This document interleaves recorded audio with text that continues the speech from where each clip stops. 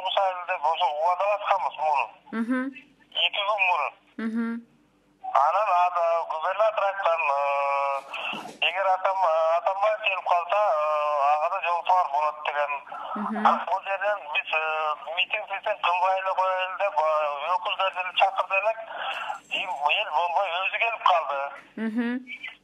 Келип калгандан кийин эл да өзү болбой эле биз Атамбаев менен жолугабыз керек, көбөлөрдү сурабыбыз керек деп туруп, булар жүрүп калышты.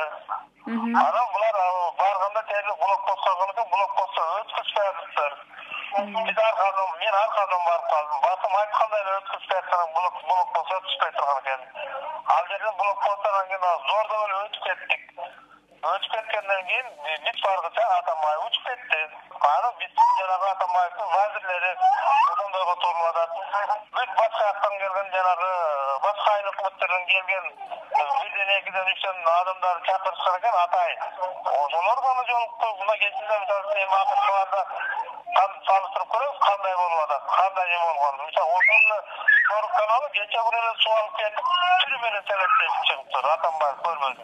Биз тосконубуз жок, биздин жолубузду биз Атамбаевге кетип атсак, милициялар тосуп атпайбы? Кирбейсиңер, силерде уруксат жок деп тосуп атпайбы?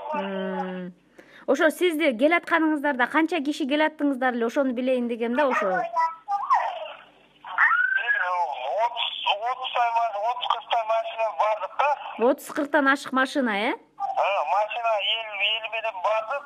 Мен эл өзү кете берген экен. Мен аркадан укпалып, аркадан башка машина менен мен да бардым. Бардым, айткандай эле милициялар өткөзбөй элди тосуп аткан экен.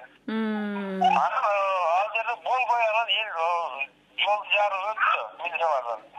Өтүп барганыбыз менен биз барганча президент кетип берди.